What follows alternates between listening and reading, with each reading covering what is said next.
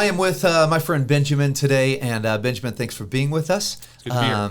We are sharing with a missionary team, my missionary friends that are all over, yours and mine, and we want to encourage them. We want to give different ideas, information, inspiration, a lot of different things that maybe that you say or that is questioned that might spur an idea, a spark in their mind for ministry or family or different thing. So I want to start off, Benjamin, and this will be conversational. I want to start off with you asking, you grew up in Brazil, correct? Yes. Your wife is actually from Brazil. Yes. You met her. She's the real Brazilian. She's the real, yeah. But both of you, so when you left the city you guys were in, and you moved, I think you said 8-9 hours away? Correct, yes. Okay, to serve in a ministry there. And then from there, so that was maybe culture shock. I think you even told me it was stronger culture shock than coming to the U.S. Is that right? Yes. Okay. Sure. Now, when you left from there, then you came even to the United States, another culture. So anyway, let's unpack that a little bit. How did you, because from there, it was city to city, Portuguese to Portuguese. From here, coming from there to the U.S., and it was Portuguese to English. Yes.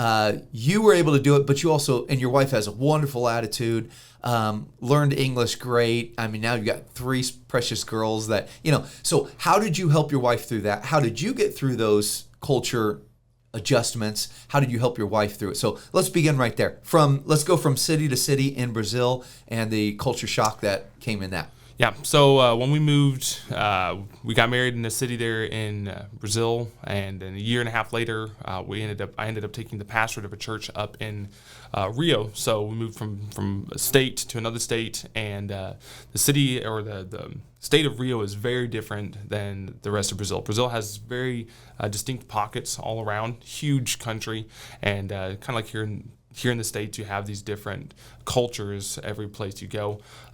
So when we moved to Rio, it was something completely different from that I had ever lived in and my wife had ever lived in. She always lived in São Paulo, and now we were somewhere else. And so when we arrived there, we didn't really expect to really feel any culture shock whatsoever. We were very surprised. Just the way people act, the way people live, the way people do things in Rio is extremely different than the way people do things in São Paulo. Prices are completely different as well, and that dictates a lot of how people act and what people do.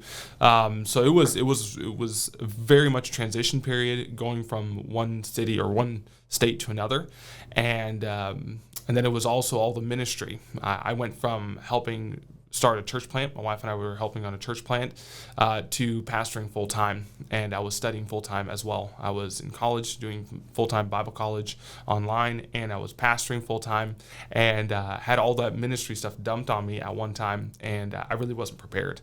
I wasn't prepared for that.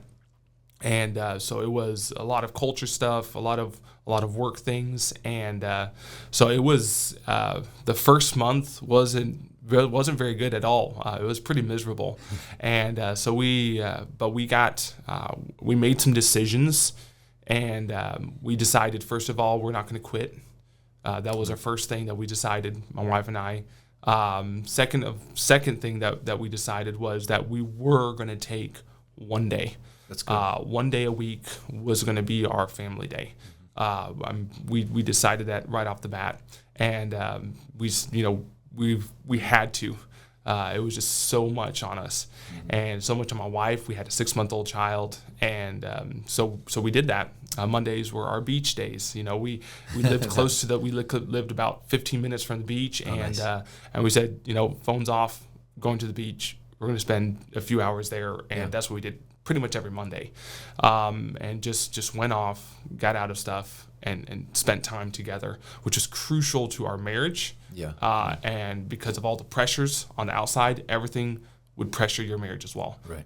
So I can't stress enough how important those times were for adapting to the culture and to the way people did things, as well as for our marriage. Trials.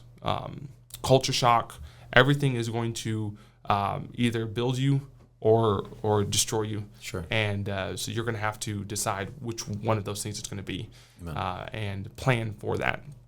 And so we planned, and saying we did everything right. We didn't do everything right. I look back now, and I'm like, good night. I had no idea what I was doing, and I would probably do all of that differently. But I'm thankful that did bring us through. That Amen. did help us, and that did adapt. And at the end of the year, we loved it. We loved the people. We loved the culture, the way things people did things.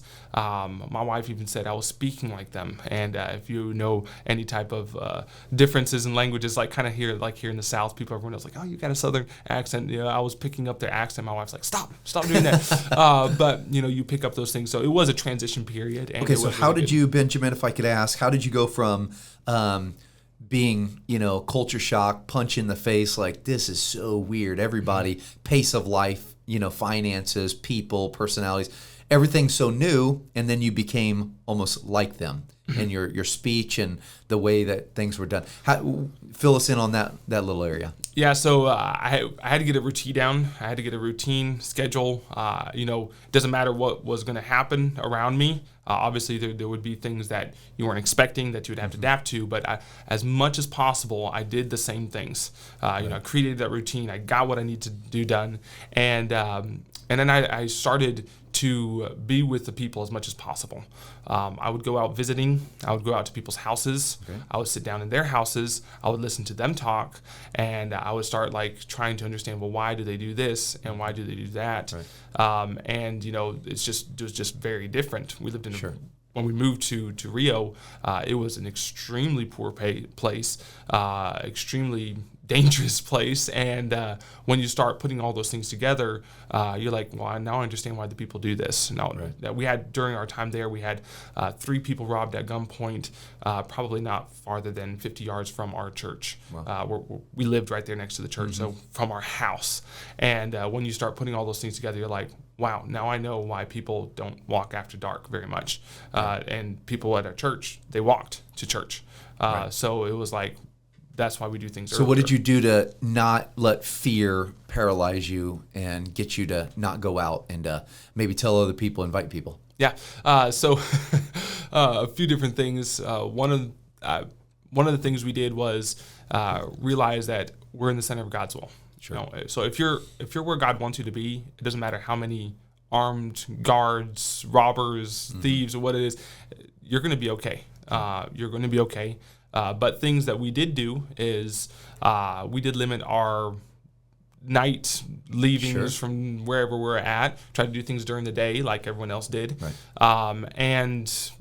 We just kind of adapted the way people did things. Sure. We did things. Good. So not that we didn't have any run-ins. Yeah. I was going up on to visit a lady and a couple of the people from the church. It was a widow and another family I was going to visit up on top of the mountain, and we call it the mountain, but it was just tons of houses built on top of that thing, and it's a shanty town. And as I was driving up through there, I didn't realize that another group of criminals had kind of taken over that area.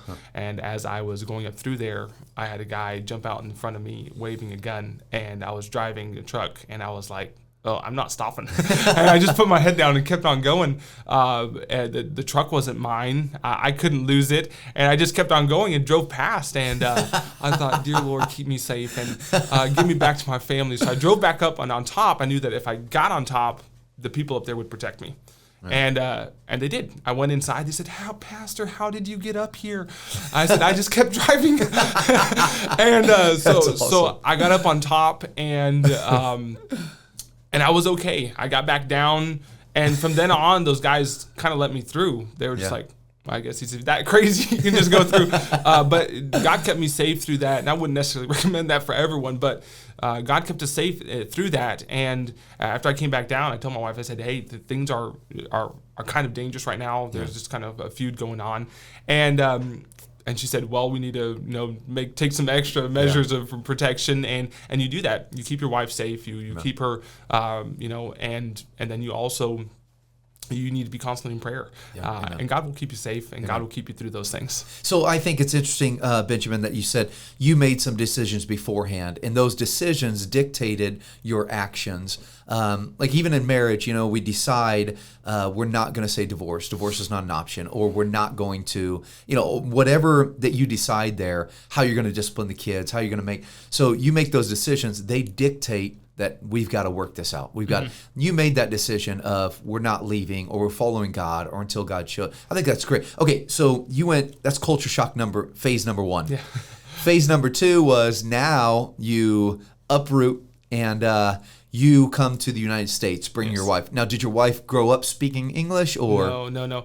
She didn't grow up speaking English at all. They say they have English in schools there, but they really don't. Not anything whatsoever. My wife, when she arrived in the States, you could say hi, hello, thank you, Merry Christmas. We're close to Christmas time when we arrived. And so she knew a few things like that, but nothing more than that. So when we moved back to the States, this year we've been married 7 years, and we've moved 7 times. We lived in 7 different places. So we moved, constantly moving. So we moved from Brazil to the States in 2019.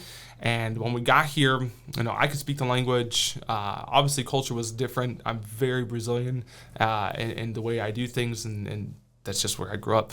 But I did have some of the American culture because my parents, they're American. Sure. And so I was able to adapt when I came back fairly quickly. And but my wife, she didn't speak English. Week into coming back to the States, I was working full time, so I was gone during the day, every day.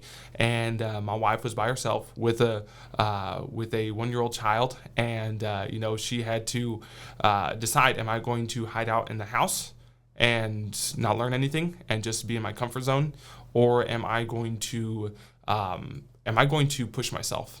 And my wife was very determined, and I didn't push her. I encouraged her, but she did it on her own. She would take me to work, and we only had one vehicle, so she took me to work, dropped me off, I would work, and she would stay with the vehicle. And I would remember, 2 weeks into my job, my wife would call me, and I picked up the phone, and I'd be like, hello. And she'd be like, oh, I'm out. I'm like, where are you at? And she'd be like, oh, I'm in such and such a city. I'm like, you're an hour and a half from the house. Like, what are you doing? She's like, I'm just going to stores. And I'm like, okay, are you buying it? She's like, no, I'm just trying to talk to people. And she would go and she would get stuff off the racks, and then she would take it to the lady that was in the store, and she would try to ask stuff. And then after a while, she'd go back and put the stuff up and leave. But she would try to talk to people. And then in the church, we were going to our church, and she would try to speak to people, and it was very difficult. I'm not gonna lie, it was very difficult. We'd come back from church on Sundays, Wednesdays, whenever we were at. Saturdays we worked with the youth, and we would come back, and many times my wife would say, I just don't want you to speak in English with me. I've had enough English for today. And so it was just Portuguese the rest of the ride back, and we did that. But gradually that changed. Amen. And today, it's amazing how much we switched from English to Portuguese, Portuguese to English.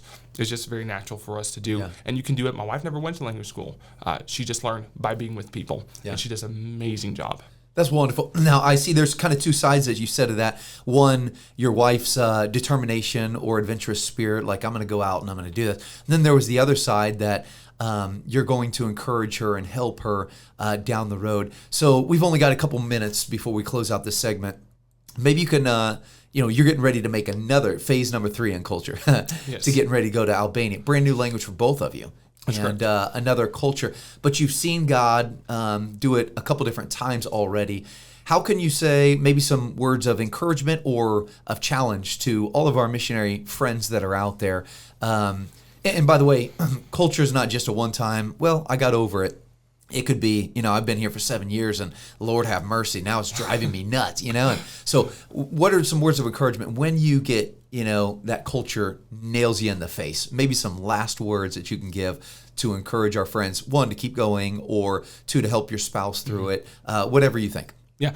So one of the things I would say in the last few seconds I have would, when things that you don't like in the culture, like there's specific things, try to do those things. The things that you don't like, if you force yourself to do those things, it's amazing what you can like if you make a decision to like those things. Just very quick example. My dad hated sweet tea. He grew up in the South, but he hated sweet tea. He started Deputation, and they would go everywhere, and everyone would serve him sweet tea. My dad made a decision, I'm going to learn to drink sweet tea. And he learned, he forced himself to drink it. Today he loves sweet tea. It's a decision, and you can get through it, and God does give us grace. Yeah, amen. A lot of things in life are a mental battle, right? Like whether we didn't grow up eating it or liking it, or the things that were out of our comfort zone, right? And so I appreciate your attitude, and that's great. And missionary friends that are listening, thank you, one, for your time, and thank you for listening. And I pray that something that was said, maybe God will use it as a little spark in your heart to continue on to the next stage that God has for you. Thank you very much, Benjamin. Hey, thank you.